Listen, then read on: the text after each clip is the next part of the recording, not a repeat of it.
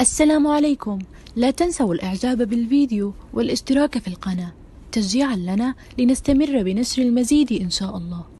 طبعا كلنا بنحب الجبنة القريش، بنحبها فطار غدا عشاء، خفيفة على المعدة وطبعا مغذية كلها بروتين. وعلشان تاكليها وانت مطمنة يبقى لازم تعمليها في البيت. تعالي معايا واقولك ازاي تعملي احلى جبنة قريش وتطلعي منها احلى قشطة. يلا تعالي معايا على الفيديو. السلام عليكم ورحمة الله، ازيكم حبايبي، عاملين ايه؟ يا رب تكونوا بخير وبصحة وعافية. النهاردة هنعمل مع بعض أحلى وأطعم جبنة قريش، هنعملها بطريقة سهلة جدا جدا من غير أي افتكاسات. زي ما انتوا شايفين كده أنا جايبة 2 كيلو لبن، وزي ما انتوا برضو شايفين بصوا القشطة فوق الوش عاملة ازاي، كل الرغوة دي قشطة. علشان تعملي جبنة قريش وتاخدي نتيجة كويسة تجيبي اللبن من مكان مضمون. طبعا هو لبن حليب اللي هو اللبن الجاموسي، ما تجيبيش لبن بقري، تجيبي لبن جاموسي عشان بيبقى ايه نسبة الدسامة فيه عالية، ومن مكان مضمون زي ما قلت لك. احنا جايبين 2 كيلو لبن جاموسي، ومش هنعمل فيه حاجة خالص، لا هتغليه ولا هتسخنيه ولا هتضيفي عليه أي إضافات. زي ما هو كده هتحطيه في أي علبة أو أي بولة، أي حاجة بغطا.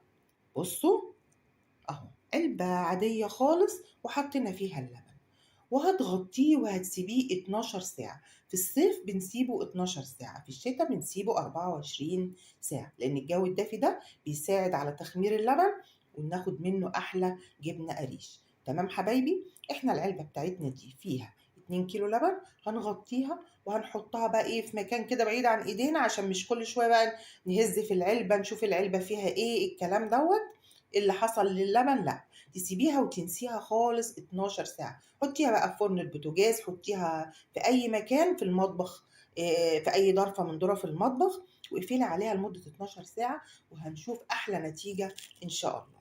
تمام حبايبي، إحنا دلوقتي هنغطي اللبن بتاعنا، نغطيه كده بالغطا بتاع العلبة بتاعتنا كده. تمام، وهنشيلها بقى زي ما قلت لكم إيه في المطبخ في البوتاجاز لمدة 12 ساعة. بعد 12 ساعة هنشوف أحلى نتيجة مع بعض.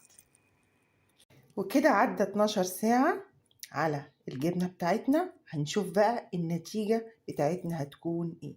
طبعا زي ما احنا شايفين كده، بصوا كمية القشطة ما شاء الله، بصوا بصوا الجمال، كل دي قشطة، بصوا ما شاء الله.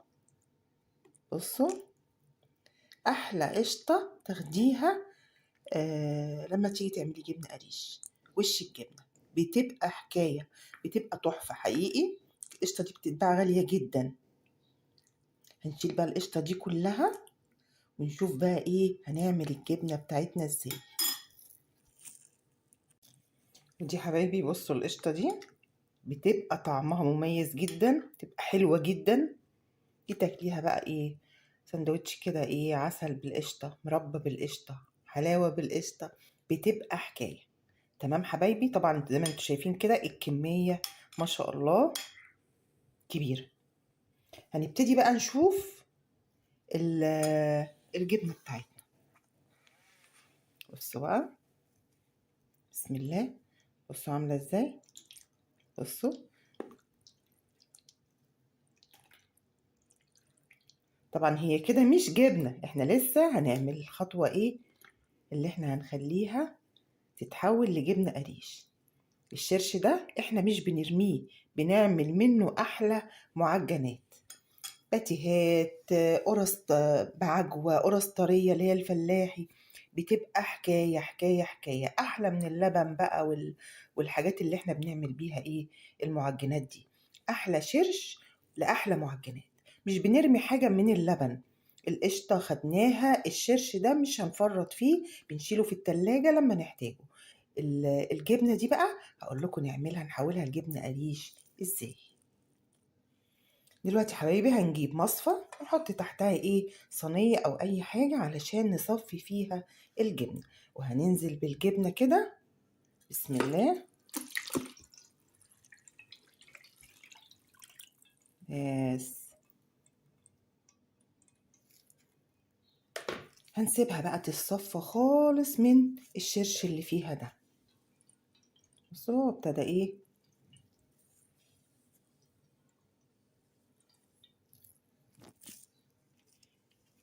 طبعا انضف بكتير من الجبنة اللي احنا بنشتريها عاملينها في بيتنا، عاملينها بقى عارفين ضامنين احنا عاملينها ازاي، والحاجات اللي احنا بنستخدمها نضيفة.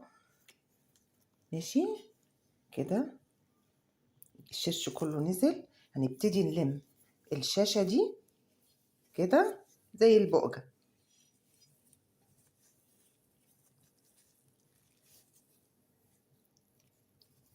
تمام حبايبي، زي البقجة كده علشان ونضغط عليها.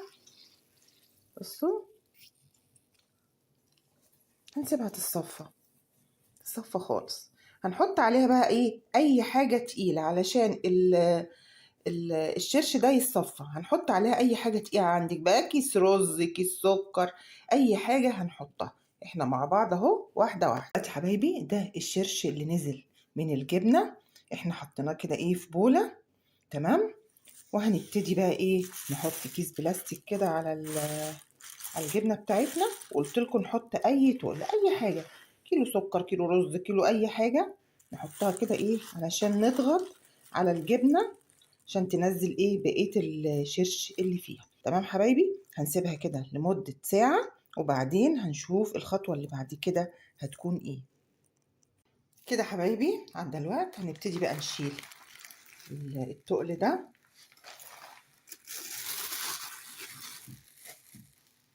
وهنبتدي الجبنة دي نعملها زي رول كده. نشفت خالص، نزلت كل المية اللي فيها، ما شاء الله هتبقى احلى جبنة قريش. هنعملها رول بقى كده ايه ازاي، هقول لكم ازاي. عندنا الحصيرة دي بتتباع عند اي حد بيبيع بلاستيكات ورخيصة جدا. تمام. هنجيبها كده نحطها على صينية، وهنجيب نفس الشاشة دي اللي احنا عاملين فيها الجبنة كده، وهنبتدي ايه نرولها. تمام، هقول لكم ازاي. كده عملناها زي الرول عشان لما نقطعها قطع كده تبقى ايه زي اللي انتوا بتشتروها بالظبط. تمام.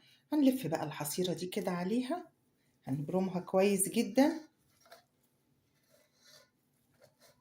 كده، وهنسيبها بقى ايه ساعة كمان. بعد الساعة دي هنشوف بقى الخطوة الجاية هتكون ايه. كده حبايبي هنفك بقى الحصيرة بتاعتنا دي علشان نشوف احلى واطعم وانضف جبنة قريش ممكن ايه تاكليها وتعمليها في البيت، مش هنشتريها تاني. تمام حبايبي، بقت عاملة زي الرول اهي. هنشوف بقى ايه هنعمل فيها ايه. وكده خلصنا الجبنة القريش بتاعتنا، طالعة حكاية ما شاء الله، طالعة حكاية. بصوا الجمال، بصوا هي قشطة مش جبنة قريش، طالعة تحفة تحفة تحفة. عملناها طبعا بطريقة سهلة وبسيطة، وما عملناش جبنة قريش بس، احنا اخدنا منها القشطة الجميلة دي ما شاء الله. بصوا كمية احلى قشطة خدناها منها، والشرش بتاع اللبن ده اللي كله خير، هتعملي منه احلى معجنات واحلى باتيهات. احفظيه عندك في التلاجة مش هيجراله اي حاجة. تمام حبايبي، احلى جبنة قريش عملناها مع بعض ووفرنا توفير التوفير. صحيح التكلفة واحدة بس لا، انت ما خدتيش جبنة قريش بس، انت خدتي منها قشطة طالعة يعني حوالي ايه اكتر من 8 كيلو، يعني ما بين التمن والربع كده. طالعة تحفة تحفة. الجبنة القشطة بتاعت الجبنة القريش دي بتبقى طعمها مميز جدا غير قشطة اللبن العادية لما تغلي اللبن يعني. والشرش ده بقى اللي هتعملي منه احلى معجنات. يعني احنا خدنا منها الخير كله، انت لما بتشتري الجبنه بتشتري الجبنه بس، لكن احنا خدنا معاها الخير ده كله. تمام حبايبي، جربيها بالطريقه دي وهتدعيلي. ما تنسينيش في الدعاء لايك وشير، واللي ما اشتركش في القناه يا ريت يشرفني بالاشتراك فيها عشان يوصل لكل جديد. اسيبكم في رعايه الله وامنه، والسلام عليكم ورحمه الله.